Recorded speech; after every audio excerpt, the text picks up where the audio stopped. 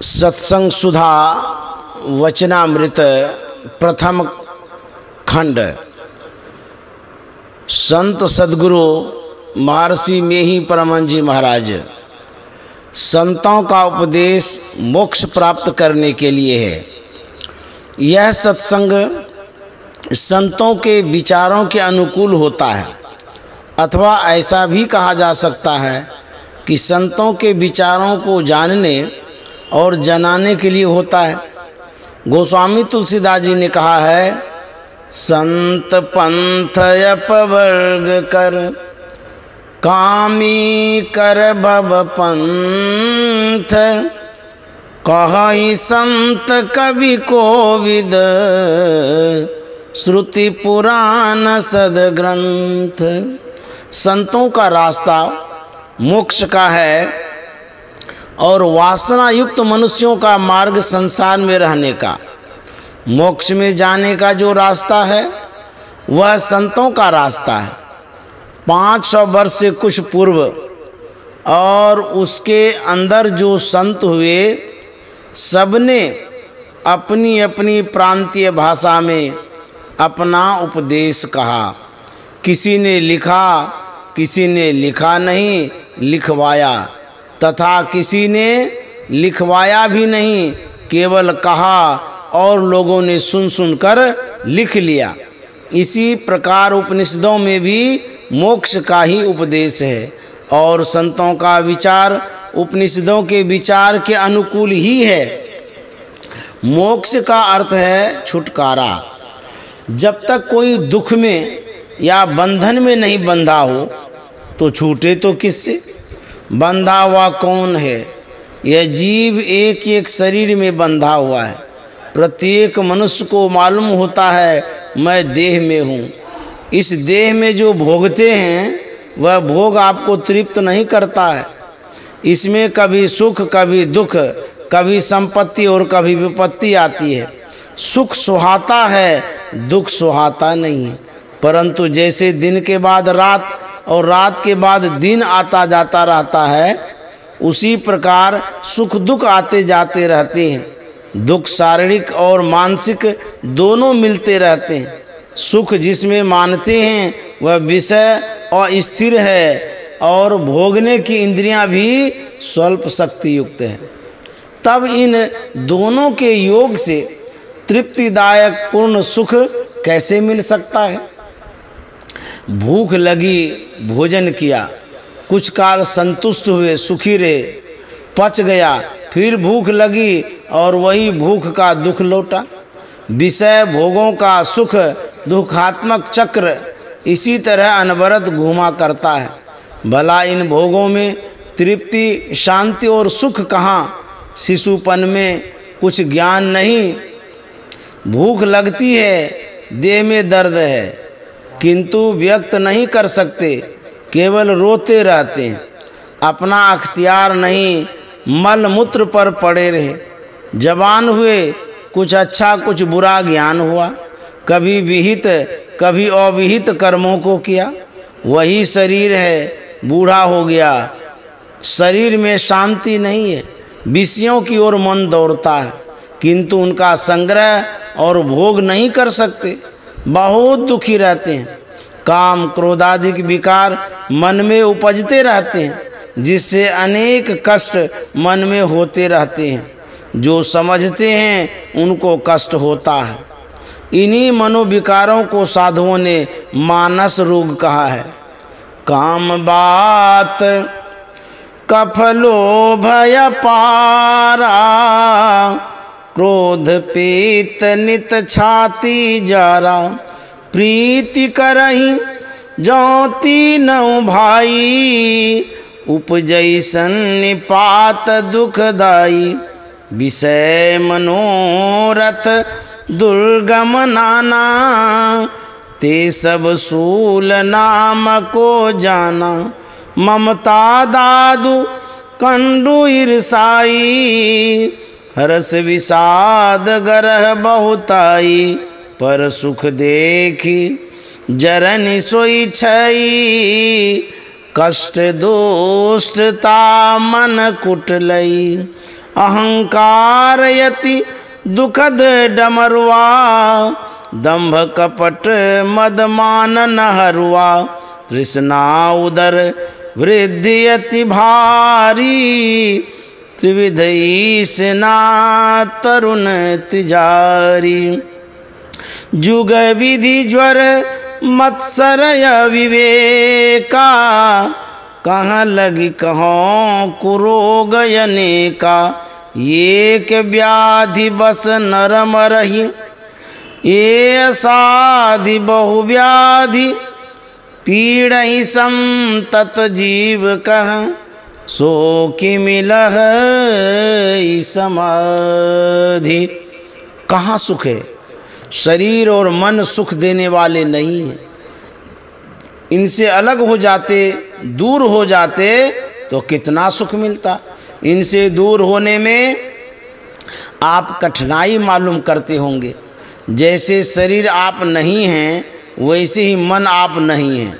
आप शरीर और मन से भिन्न पदार्थ चेतन आत्मा हैं। बाहर देह में जैसे 10 इंद्रियां हैं, उसी प्रकार इसके भीतर में भी 4 इंद्रियां हैं, जिनमें एक मन है। आप शरीर से छूट जाएं, इंद्रियों के बंधन से छूट जाएं, इसी छूटने को मुक्ति कहते हैं।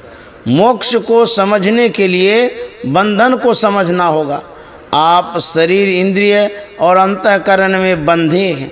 जैसे कोई कारागार में रहता है, वैसे ही आप शरीर में बंद हैं। शरीर से निकलने के लिए यदि कहें विष खाकर व और किसी तरह व साधारण मृत्यु से शरीर छोड़ सकते हैं, तो इस प्रकार शरीर नहीं छूटता।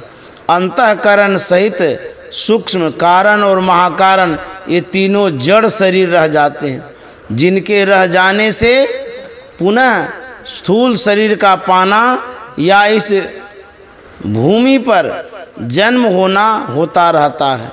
शरीर के अंदर शरीर है, या स्थूल शरीर क्या है? हड्डियों का ढांचा। नगर बना है जिस पर मांस और लहू का लेप चढ़ा है, जिसमें जरा, मृत्यु, अभिमान और द्वेष छिपे हैं। अट्ठीनम नगरं कतम मंसलोहित लेपनम, यथ जड़ा च मच्चु च मानो मखो च ओहितो। धम्मपद बुद्ध वचन जरा बग्गो। इसमें क्या खुशी है?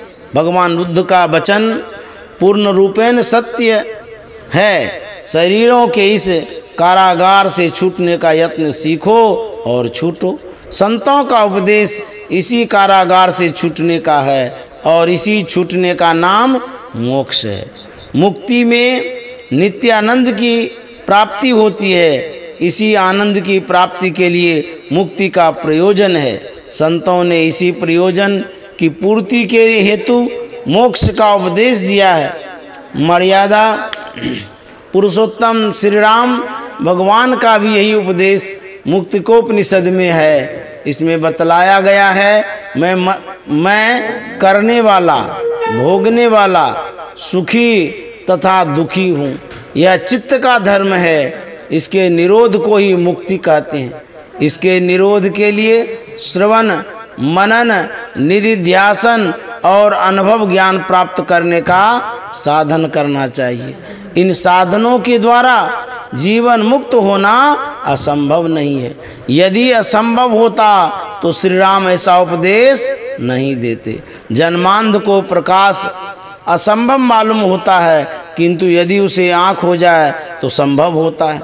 मोक्ष प्राप्ति के लिए सुनो, विचारो, साधन अभ्यास करो और अभ्यास के अंत तक पहुँचो। सुनना, विचारना तो लोग समझते हैं, किंतु साधन क्या करना है यह नहीं जानते। इस पर कहते हैं चित्त रूप वृक्ष के 2 बीज हैं, प्राण स्पंदन और वासना। प्राण का हिलना और इच्छा, दोनों में से किसी को चुप करो। एक को खत्म करने से दोनों खत्म हो जाएंगे, एक को रोकने से दोनों समाप्त होते हैं। प्राण का अर्थ है जीवनी शक्ति। नाक से निकलने वाली वायु प्राण नहीं है। प्राण वायु वह है जिस वायु को प्राण से संबंध हो। वायु खींचने के लिए आपके पास यंत्र है, जिसे फेफड़ा कहते हैं। इसमें संकोचन विकासन दो क्रियाएं होती हैं। विकासन में हवा खींची जाती है और संकोचन में हवा निकल जाती है। फेफड़े को जो पसारे और समेटे उस शक्ति को प्राण कहते हैं। वायु से यह काम नहीं होता। फेफड़े में जो हवा आती जाती है वह है प्राणवायु। इसे चुप करने कहा है। इसी हवा के साथ व्यायाम करते हैं तो उसे प्राणायाम कहते हैं। इसमें 3 क्रियाएं हैं, पूरक, रेचक और कुंभक। पूरक में वायु को खींचते हैं, कुंभक में रोकते हैं तथा रेचक में निकाल देते हैं। हवा का साधन करके प्राण स्थिर करना चाहते हैं। दूसरा है इच्छा का रोकना। प्राणायाम में भी इच्छा का रोकना होता है, परंतु मुख्यतः हवा की 3 क्रियाएं करनी पड़ती हैं। दूसरा साधन है मन को एक ओर लगाओ। इच्छा आवे हटाओ, कोई इच्छा आने न पावे। मन समेट कर एकांत मन से कुछ सोचने से श्वास धीमा हो जाता है। चंचल काम में श्वास तेजी से चलता है। मन अचंचल हो तो हवा भी स्थिर होगी। हवा को खींचने, ठहराने और फेंकने में हवा की ठोकर भीतर में लगती है। जैसे बाहर की हवा देह में टकराती है। बाहर के चमड़े से भीतर के तंतु कोमल होते हैं। इसमें प्राणायाम की क्रिया से हवा की यदि कड़ी ठोकर लग जाए तो मस्तिष्क बिगड़ जाए। कलेजे में चोट लगना संभव है। ऐसा सुनने में आया भी है कि किसी का मस्तिष्क घूमता है, कितने को रोग हो गया है इत्यादि। इसलिए इसको शापद कहा गया। यदि ठीक तरह से किया जाए तो जो लिखा है वह फल प्राप्त होगा। किंतु यह शापद है। फिर दूसरा साधन है, आप बैठे बैठे मन को एक ओर लगाओ। मन भागता है उसे समेटो। एक तत्व का दृढ़ाभ्यास करो तो हेमंत काल के कमल सदृश भोग वासना का नाश हो जाएगा। इसके लिए फिर 4 बातें बतलाई गई हैं। अध्यात्म विद्या की शिक्षा, साधु संग, वासना परित्याग और प्राण स्पंदन निरोध। इन युक्तियों को छोड़कर जो मनमाना हो काम करते हैं तो वे प्रकाश को छोड़कर अंधकार में ढूंढते हैं, अथवा मदमस्त गजराज को कमनलाल के तंतु में बांधते हैं। इसके आगे मुक्तिकोपनिषद में कहा गया है कि वासना परित्यागार्थ चित्त की पूर्ण एकाग्रता अर्थात मन की एक बिंदुता के ध्यान का अभ्यास करना चाहिए। इसके द्वारा अंतर की ज्योति मिलेगी। इस ज्योति की प्राप्ति में विशेष संलग्न होना चाहिए। पुनः इस ज्योति मन और बुद्धि से ऊपर उठ जाना चाहिए और भी विशेष ऊपर उठकर अदृश्य शब्द, प्रणव ध्वनि, सार शब्द को भी पार कर श्री राम के अशब्द, अस्पर्श, अरूप, अविनाशी, अस्वाद, अगंध, अनाम और गोत्रहीन दुख हरण करने वाले स्वरूप को उपर्युक्त साधन द्वारा भजन कर प्राप्त करना चाहिए। इसमें पारमार्थिक समाधि प्राप्त होकर मोक्ष हो जाएगा, परंतु बिना सद्गुरु के यह काम नहीं हो सकता। इसलिए कबीर साहब ने कहा, बिन सतगुरु नर रहत भुलाना, खोजत फिरत राह नहीं जाना, रहत भुलाना। बिन सतगुरु नर रहत भुलाना, के हर सुतले आयो गरेरिया, पाल पोस उनकिन सयाना। करत कलोल रहत अजियन संग, करत कलोल रहत अजियन संग। आपन मर्म उनहु नहीं जाना, रहत भुलाना। बिन सतगुरु नर रहत भुलाना, के हर एक जंगल से आयो ताहि देख बहुते ऋषियाना। पकड़ी के भेद तुरत समझाया आपन दशा देख मुस्काना। रहत भुलाना बिन सतगुरु नर रहत भुलाना। जस कुरंग बिच बसत वासना खोजत मूढ़ फिरत चौगाना।